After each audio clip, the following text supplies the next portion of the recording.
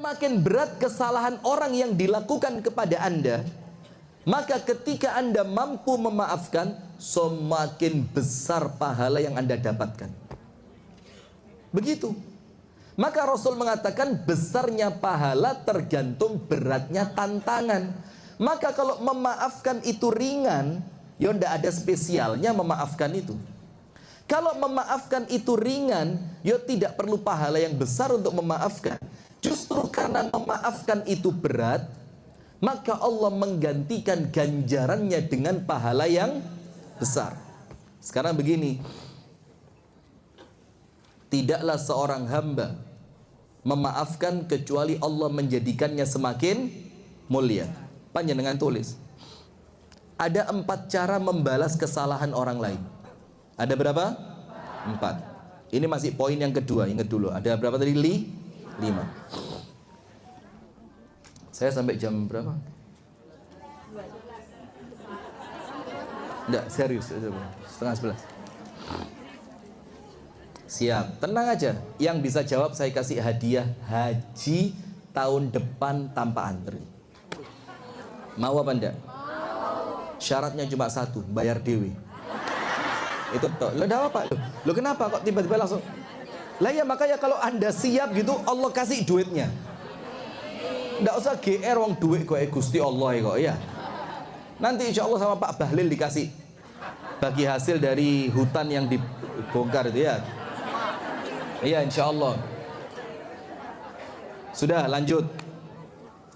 Ada 4 cara membalas kesalahan orang lain. Nomor 1, bagaimana caranya? Balesan seperti perbuatannya. Boleh apa enggak? Boleh, bukan aib. Boleh, bukan aib. Apa ayatnya? Wa jaza'u sayyi'atin sayyi'atum mithluha. Balasan suatu keburukan adalah keburukan yang serupa. Panjenengan dikaplok, pok, balasan, pok. Suami Anda diambil, balasan, ambil suaminya. Dia ndak punya Ustadz, makanya dia ngambil karena dia ndak punya. Joko apa nih? Nah misalkan begitu. Jadi balas sesuai perbuatan yang dia lakukan terhadap Anda. Maka Rasulullah mengatakan al-mutasabani, 2 orang yang saling ilo-iloan, lemu, turu, ireng, pucat, pesek, petru, terus. Jadi 2 orang yang saling apa? Menghina. Apa kata Nabi Muhammad? Dosanya kembali kepada yang memulai, selama yang membalas tidak berlebihan. Jadi kalau balasannya sekadar dosanya, kezolimannya, panjenengan gak dosa, maka balasan aja. Siap? Ya, saya kasih tahu caranya nanti. Tapi poin pertama, ini buat ibu-ibu yang tidak pernah ngaji. Nah, yang sing penting rapopo, sing penting raduso, sing penting aku dalam dalilnya boleh balas. Ini untuk ibu yang belum ngaji. Untuk yang sudah ngaji, pilihan Anda 2, 3, atau 4. Milih berapa? 4? Kok kayak jumlah istri begitu? Pilihannya nomor 2, 3, atau 4. Nomor 1, balasan sesuai kadar kezaliman. Boleh? Boleh. Siapa yang membolehkan? Allah membolehkan, Nabi Muhammad membolehkan. Selama tidak berlebihan. Memang Bu, kalau duduk sudah agak lama geringgingan memang. Iya Bu, kesemutan. Kenapa? Oh air tumpah. Alhamdulillah. Itu air Bu, nanti malam jadi uang. Amin. Perempuan kok uang terus ya, Masya Allah. Sudah. Nomor 2, cara membalas keburukan orang lain.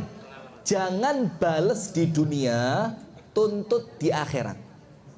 Di dunia biarkan, biarkan. Wis sak legomu ndek donya rapopo, pek-peken bojoku rapopo. Ndak, contohnya jangan itulah ya.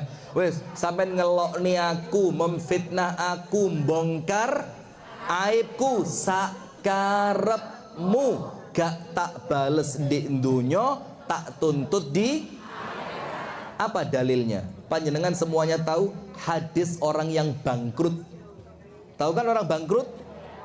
Orang bangkrut itu sholate akeh, posone akeh, ngajine akeh, tahajute akeh, sedekah akeh, tapi ketika sampai di hari kiamat yang nuntut juga akeh. Gusti Allah lapor, siap ketua, kondisi lagi gacor ketua. Masya Allah, Masya Allah. Ini lagu kenapa jadi bagus banget sekarang ya? Astagfirullahaladzim. Tor monitor. Itu loh ya. Iya, enggak tahu lagu itu kok kayak ter gitu. Lapor ketua, kondisi lagi gacor. Astagfirullah, astagfirullah, astagfirullah. Jauhkan hamba dari godaan ibu-ibu ini ya Allah. Astagfirullah. Sudah lanjut. Yang kedua, jangan tuntut dunia, jangan balas dunia, tuntut di dalilnya. Sholate akeh, posone akeh, ngajine akeh, sedekah akeh, tahajud akeh, semuanya ibadah-ibadah akeh. Tapi apa? Ketika datang di hari kiamat ada yang lapor, ya Allah lapor. Ibu yang satu ini ya Allah yang siap masuk surga, dulu dia pernah nge-share foto saya ketika saya sedang jelek-jeleknya ya Allah. Waktu itu saya belum pakai make up ya Allah. Bolong kabeh ketok ya Allah. Saya tidak terima ya Allah. Oke, kata Allah. Ya wis, pahala haji nih PN. Masya Allah. Maka diambil pahalanya oleh orang-orang yang dahulu ketika di dunia pernah dizalimi. Sampai pada titik terakhir pahalanya sudah habis. Terus yang dia beri apa? Dosanya orang yang dizalimi ditanggung sama orang yang menzalimi. Nomor berapa? 2. Biarkan dunia tuntut iki roto api. Ada pilihan ketiga. Jangan bales dunia, jangan tuntut di akhirat. Nah, terus gimana ya? Ini tak jelaskan. Astagfirullah, lah kok modelnya saya kayak ustadz gak bertanggung jawab ngono Iya. Oh, Jogja begitu. Oh, satset siap ketua. Anda buka dalam surah Asy-Syura ayat yang ke-40. Asy-Syura ayat 40. Ndak nuntut di akhirat, itu pun juga ndak bales di dunia. Jadi di dunia sakarepmu mbak, aku gak akan bales. Di akhirat ya Allah kula ikhlas mboten mendet pahalane, mboten nopo-nopo. Terus dapat apa?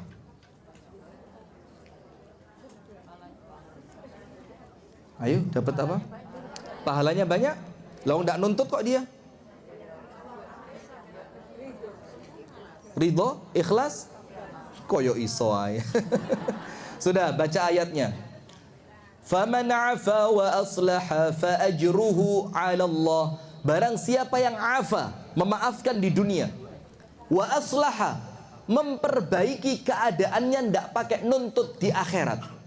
Apa yang Allah janjikan dalam Asy-Syura 40? Fa ajruhu 'ala Allah. Allah yang nanggung pahalanya. Misalkan begini, kalau panjenengan tuntut di akhirat, Anda dapat bayaran sak gelas pahala. Kalau Anda tidak nuntut dari orang itu, Allah kasih sak botol untuk Anda. Karuan satu gelas atau satu botol? Lebih banyak mana? Berarti karuan nuntut atau membiarkan saja? Nah itu loh Bu. Nomor berapa? 3. Nomor 1, balas sesuai kadar kezaliman. Nomor 2, jangan balas dunia, tuntut akhirat. Nomor 3, jangan balas dunia, jangan tuntut di. Ini loh ibu-ibu pengajian. Terus apa? Pahalanya ditanggung oleh Allah. Dan di dalam Quran, kalau ada pahala yang dimisteriuskan oleh Allah, tidak disebut pahalanya apa, para ulama mengatakan apa? Pahalanya surga. Jadi kalau tidak disebut pahalanya, Allah menyembunyikan, tidak disebut pahalanya bakal dapat apa, dapat sekian derajat, dapat ini, dapat itu, tidak disebut. Maka ulama bilang surga. Tapi ya memang abot ya.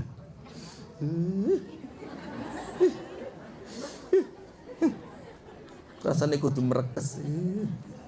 Tapi ganjarannya surga. Nomor 4.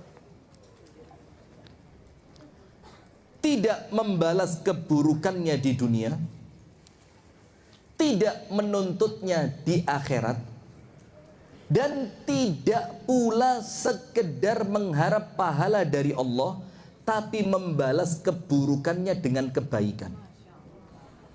Bisa apa enggak? Bisa apa enggak? Bisa apa enggak? Hah? Angel tapi insya Allah bisa ya. Insya Allah bisa. Anda buka. Kenapa bu? Angel, angel tuturani. Angel temen tuturamu. Angel temen. Anda buka dalam surah Fussilat. Dalam surah apa? Fussilat. Ayat yang ke-34. Tulis Fussilat ayat 34. Allah berfirman, wala yastawi al-hasanatu wala sayyi'ah.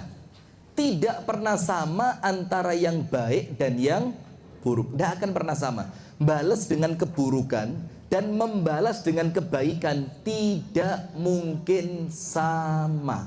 Tidak mungkin sama. Kemudian Rasul mengatakan, Allah berfirman, idfa' billati hiya ahsan. Balaslah keburukan orang lain dengan yang lebih baik. Kalau ceritanya Kiai Haji Abdullah Gimnastiar, ingat Agim yang sempat diboikot ibu-ibu dulu? Masih ingat itu ya? Kenapa Anda boikot itu kenapa? Kenapa bu? Mendua? Loh Anda bukan istrinya kok ikut sakit itu loh. Sakit Ustaz. Sakit apa? Ibu-ibu lucu. Dulu minta foto sama Hakim. Foto. Setelah beritanya di blow up oleh media, dibakar fotonya. Hakim mikir di Bandung sana, sing njaluk foto yo sopo? Lah kok mbok obong-obong dhewe iku lho, Masya Allah. Ibu-ibu ini kadang-kadang gak jelas. Ya bukan kadang-kadang, sih sering ya. Sering gak jelas. Begini. Maka saya pernah ceramah begini, Bu. Kalau ada perempuan marah, jangan ditanya kenapa. Karena dia sendiri tidak tahu kenapa saya ini marah. Oh jadi wong wedok iki rada ngguyok nih. Misalkan suami tanya, "Kenapa kok marah-marah?" Dia bilang, "Aku juga nggak tahu. Aku kenapa, Mak?" Masya Allah, iki ketok njaluk diruqyah ini. Panggilkan Ustadz Faizar nih. Jangan-jangan muntah paku ini orang, ya. Sudah. Maka yang keempat, balas keburukannya dengan apa? Kalau katanya Agim, kalau ada orang ngerasani itu apa? Menghibah, gosipin panjenengan. Anda usah sok keren lah. Anda digosipin pentingnya apa ya? Kalau saya masih lumayan. Astagfirullah. Misalkan panjenengan digosipin sama orang, terus ada yang lapor, "Mbak, sampean wingi Mbak diceritakne wong iku jarine sampean kemayu." Oh. Langsung Anda masuk ke istana buah. Anda beli buah-buahan yang mahal-mahal. Anggur yang mahal, buah pir yang mahal, apel yang mahal. Anda rendam pakai sianida. Rendam pakai air sianida. Bungkus parcel yang bagus, tulisi dari sahabatmu. Jangan nyebut nama, nanti konangan polisi. Ya, kirim ke rumahnya. Insya Allah dia makan, langsung kejet-kejet kayak kopi Mirna. Ingat kopi Mirna? Nah, sudah enggak. Kalau katanya Agim, kalau Anda digunjing, Anda sedang diberi pahala. Maka bagaimana? Terima kasih sama dia. Bagaimana caranya? Bikinkan parcel yang terbaik, kirim ke rumahnya. Nah, itu namanya membalas keburukan dengan bisa begitu. Anda yang nomor 1 aja belum tentu bisa, kok nomor 4. Sudah? Maka apa hasilnya? Sekarang lihat, Allah berfirman, keburukan itu bisa Anda balas dengan kebaikan, Allah akan membalas Anda apa? Fa idzal ladzi bainaka wa bainahu adawatun ka'annahu waliyyun hamim. Maka orang yang awalnya memusuhi Anda akan jadi manusia paling dekat yang paling membela Anda. Itu akan menjadi bestie yang rela berkorban untuk Anda. Nah, maka ini cara yang kedua. Berarti apa? Memaafkan akan menjadikan Anda semakin mulia. Karena kalau Anda bales, Bu, nun sewu, maaf Mbak, gak level. Berarti sombong. Sombong, hati-hati. Gak bales tapi melbun rokok gara-gara sip. Nomor 1, hati di tangan siapa? Maka minta kesembuhan kepada Allah. Nomor 2, memaafkan menjadikan Anda semakin mulia. Dengan 4 pilihan tadi, pilih yang nomor 3 atau nomor 4. Itu kelasnya ibu-ibu pengajian. Nah, sekarang kita masuk cara ketiga. Begini, Bu. Ada satu dalam pepatah Arab yang mengatakan begini.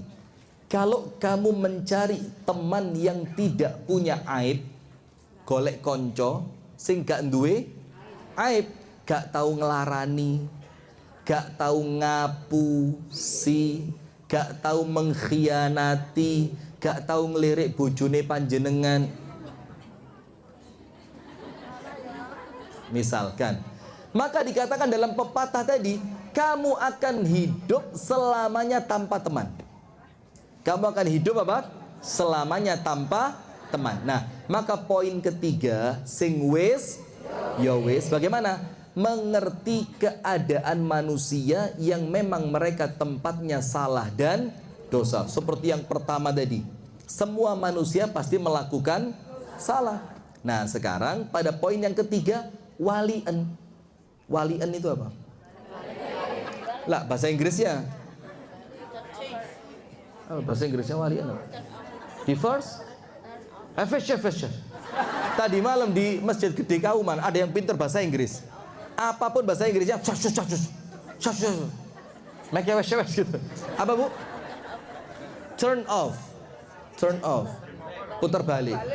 Game over. Turn back. Ya wes, rewind.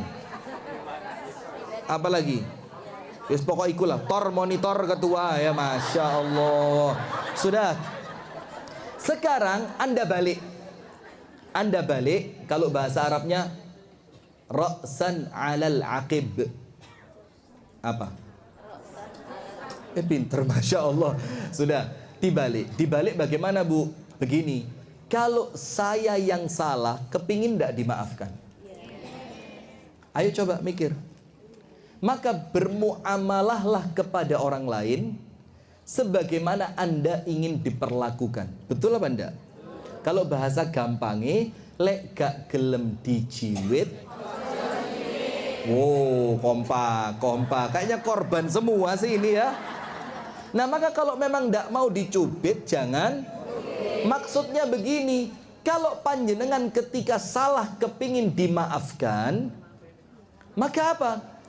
Yo maafkan kesalahan orang lain. Sebagaimana dia ingin dimaafkan, Anda pun ngerti. Yang salah tidak selalu dia terus. Saya pun bisa.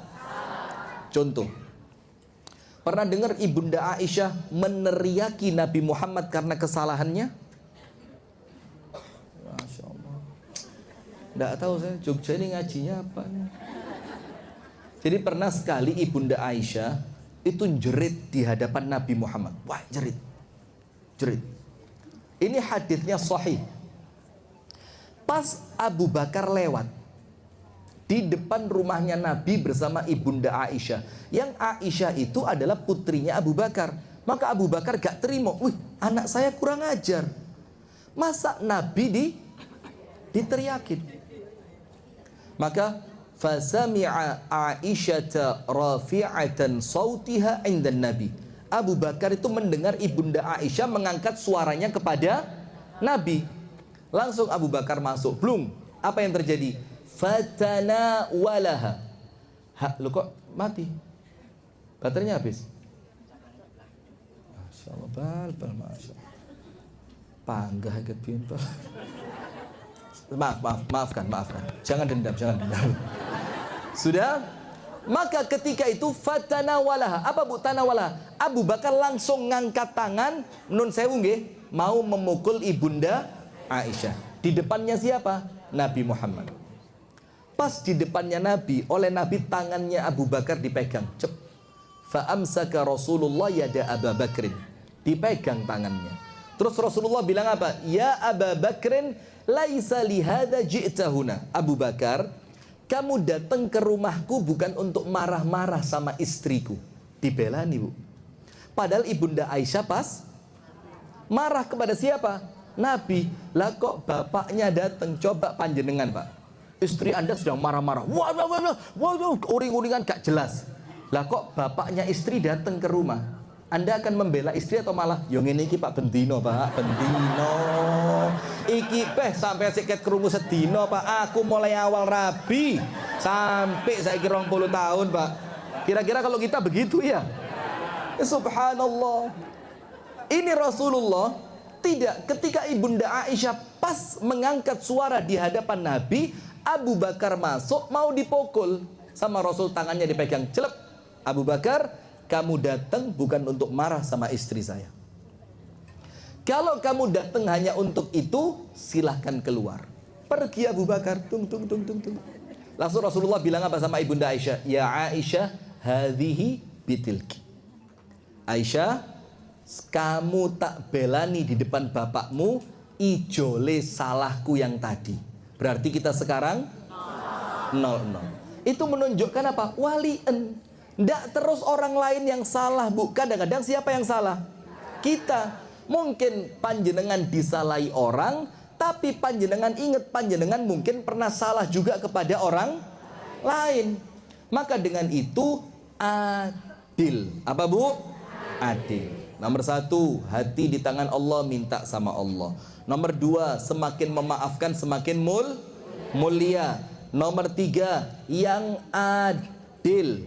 Ketika orang lain bersalah, Anda marah, maka Anda harus ngerti di waktu yang lain boleh jadi Anda yang salah. Ketika Anda yang salah, Anda berharap dimaafkan. Nomor 4, bagaimana caranya biar sing wis yo wis, gak usah diungkit-ungkit lah lagi. Ingat, Bu, orang Islam itu diajari mikir masa depan, bukan menangisi masa lalu. Yang menangisi masa lalu itu setan. Na'udzubillah min dzalik. Apa buktinya kalau setan yang nangisi masa lalu? Setan itu sekarang ganggu kulolan panjenengan sedoyo. Itu karena apa? Dendam masa lalu kepada Nabi Adam. Nggih napa nggih? Sampai karena dendam itu, setan rela pindah dari surga, bakal masuk ke neraka selama-lamanya. Hanya gara-gara nyimpen apa? Dendam. Nah sekarang lihat, setan itu ketika oleh Allah disuruh sujud kepada Nabi Adam, sujud. Setan bilang, wah salah konsep. Yang benar, junior sujud kepada senior. Ini lapor ketua mana ini? Ini kok dibalik? Dari mana ceritanya senior disuruh sujud kepada junior? Akhirnya setan ngomong apa? Ana khairun minhu. Aku luwih apik timbang sampean. Nah, maka orang yang tidak mau memaafkan itu asline sombong. Kroso awake luwih apik timbang wong sing salah. Jadi mana sombong? Mana? Sombong, mana orang sombong? Lagi di Malang. Untung saya pas di Jogja ini. Selamat, coba ndak saya kena ini. Nah sudah, maka ibu-ibu sekalian, Islam itu ngajarin kita untuk melihat masa depan, bukan menangisi masa. Apa ayatnya? Allah berfirman, ya ayyuhalladzina amanu taqullaha wal tanzur nafsum ma qaddamat lighad. Wahai orang-orang yang beriman, bertakwalah kalian kepada Allah Dan di antara makna takwa itu memaafkan. Memaafkan itu takwa atau bukan? Takwa. Dan hendaknya setiap jiwa dari kalian memperhatikan apa yang telah dia lakukan untuk masa yang akan datang. Masa yang akan datang itu dua, Bu. Masa yang akan datang dunia bulan depan, tahun depan, 5 tahun ke depan, 10 tahun ke depan, disuruh mikir sama Allah, wis ngelakoni opo gai masa depanmu. Dan masa depan yang kedua, akhirat. Maka kalau kita mikirnya masa depan, Bu, insya Allah gampang memaafkan. Tapi masa depannya bukan dunia, masa depan apa? Akhirat. Sekarang begini, ada kunci. Nabi Muhammad itu kalau lagi sumpek, ya walaupun Nabi Muhammad tentu tidak sumpek seperti panjenengan ya, tapi kalau pas mungkin ya rodok capek segala macam, apa ucapannya untuk ngelegakni hati? Masya Allah. Sudah sekali ini toh, alhamdulillah, alhamdulillah. Apa ucapannya Nabi Muhammad kayak ngelegakni hati? Istighfar, terus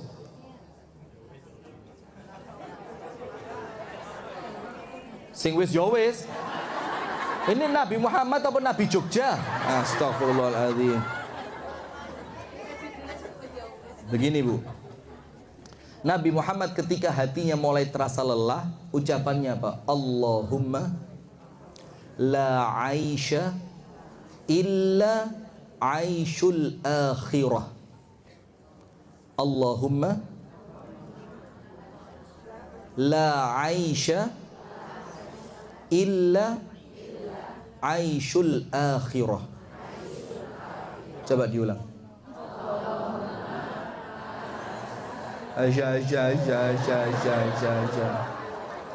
Allahumma ya Allah. Sudah. Waktunya habis ini. Allahumma ya Allah. La aisha. Saya mau nerjemahin, jangan diikutin. Ya Allah, gemes banget saya di sini. Allahumma ya Allah, la aisha, tidak ada kehidupan yang aku cari illa kecuali aishul akhirah, kehidupan akhirat. Maka cara nomor 4, kalau panjenengan ingin memaafkan orang lain sing wis, ya wis, mikiro akhirat. Mikir apa? Akhirat. Jadi pas dilarani wong, "Payu, lemu gaya tok." Nggak lipstik sampai batuk bareng nih. Misalkan ya, ada nggak perempuan yang kemayu itu, ada enggak? Ada apa banyak? Kabeh, Masya Allah. Ya pantas ya, sampai subhanallah. Anda tahu enggak? Tidak usah timbang tuso. Astagfirullah. Saya mau cerita tapi tidak jadi karena saya khawatir live-nya banyak. Coba live-nya cuma dari 1 ini saya masih bisa kondisikan sedih. Tit gitu, tapi wakil. Rapopo bagaimana? Panjenengan rapopo, saya popo. Kenapa? Nggak usah pakai mic dulu. Ini mic ini. Saya kemarin ketipu begitu, kadung nggak gaya mic ini lali iki murup. Masya Allah. Sudah, kakek keperucute Ustadz saiki. Sudah, begini Bu, selanjut aja. Maka begini Bu, ketika panjenengan disakiti orang lain, kroso abot banget, langsung pikirin Bu, ya Allah, memang inilah dunia. Dunia tempat orang disakiti, dunia tempat orang sakit hati, dunia tempat orang yang oleh Allah diuji, dunia ini tempat untuk susah payah. Laqad khalaqnal insana fi kabad. Fi kabad. Kabad itu apa? Susah payah yang tidak pernah berhenti. Ada seorang perempuan diganggu sama suaminya sampai ini perempuan tidak kuat. Ini diceritakan dalam kitab Safwatut Tafasir Syekh Ali As-Sabuni rahimahullah. Ada seorang perempuan Bu dilarani sama suaminya. Di sini ada? Masya Allah.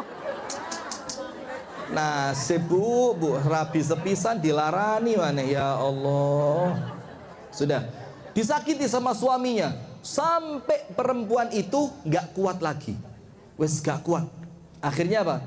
Ketika suaminya pergi bekerja, dia kemas pakaiannya. Dia kabur. Minggat. Sri minggat. Ndang balio. Masya Allah. Ki wong tuwek kabeh ini ya. Anda kok lagu-lagu zaman dulu malah ngerti semua Anda sudah. Minggat dia.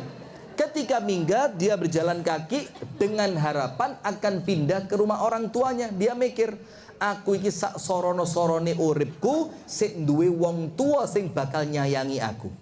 Dan hati-hati loh ya orang tua ya. Banyak kejadian cerai itu cepet dan gampang gara-gara orang tuanya membelani. Ojo wedi nduk. Lek awakmu pegatan bapakmu sik kuat nduk. Hati-hati, jangan begitu, itu ngerusak. Ada yang begitu kan? Bapakmu rali londok, awakmu dikuyok-kuyok koyo ngono. Mulya nduk. Tak rapi bapak. Loh, Masya Allah. Malah ngawur ini ya. Tak rapi nih mbek koncone bapak misalkan. Na'udzubillah. Sudah. Maka subhanallah, itu perempuan kabur. Jalan dia. Mendekati rumah orang tuanya pas azan maghrib. Pas azan maghrib. Apa yang terjadi?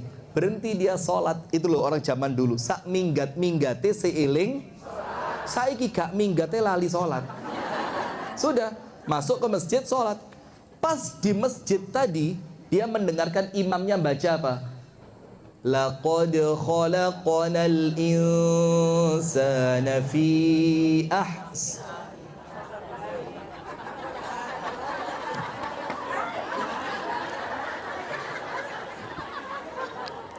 Anda kok yo manut ay.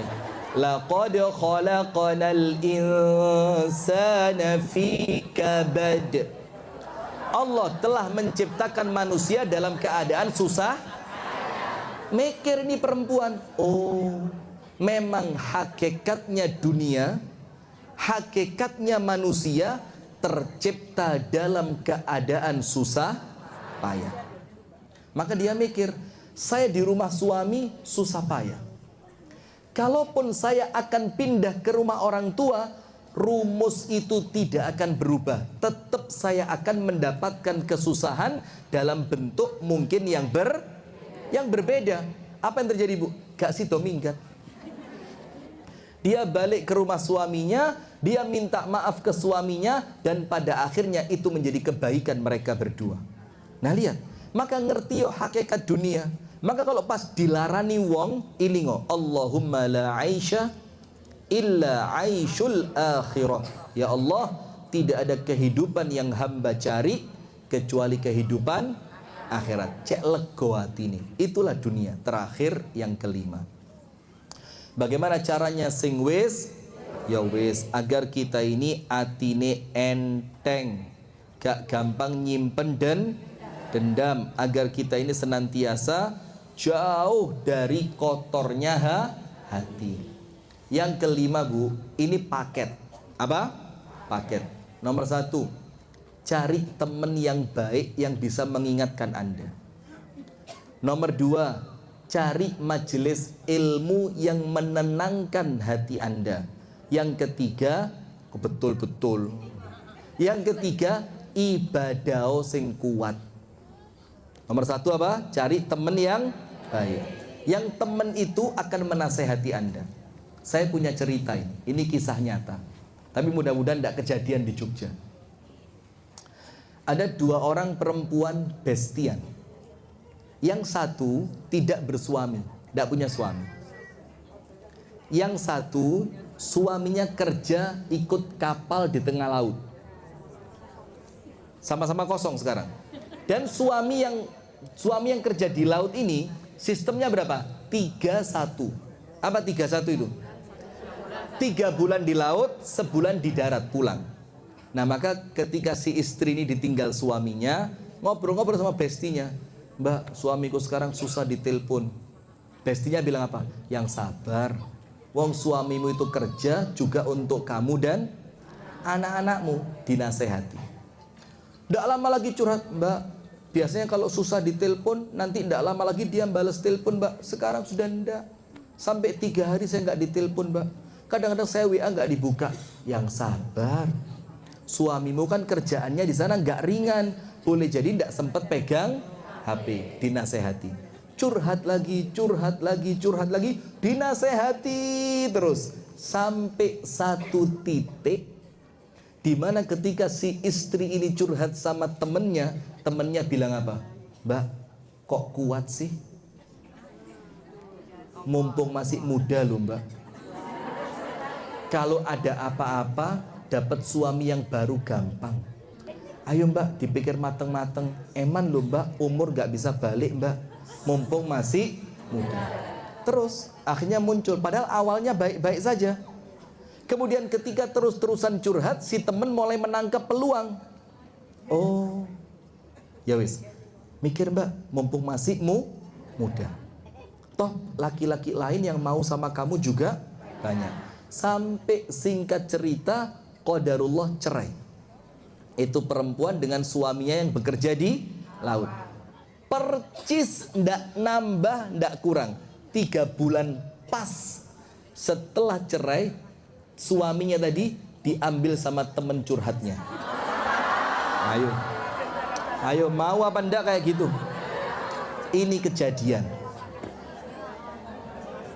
Ayo. Ya apa ayo. Ini kalau dibikin sinetron bagus ini. Ada produser ndak di sini? Ini kejadian kisah nyata, real story. Basic real story. Ngerti bahasa Inggris enggak? Nah, sudah, maka jamaah sekalian, yang kelima, ingat ini paket. Golek wong sing apik. Cari teman yang baik yang bisa menasehati Anda. Karena apa? Temen itu nular. Api nular, yo nular. Maka cari teman yang baik yang bisa menulari Anda dengan kebaikannya. Nomor 2, duduk di majelis ilmu. Karena kalau di majelis ilmu begini, hatinya ditoto. Yang ketiga, wasta'inu bis sabri wassalah. Kuatkan ibadah, ditolong Anda sama Allah. Nah, maka dengan 5 perkara ini sing wis ya wis. Nah, wis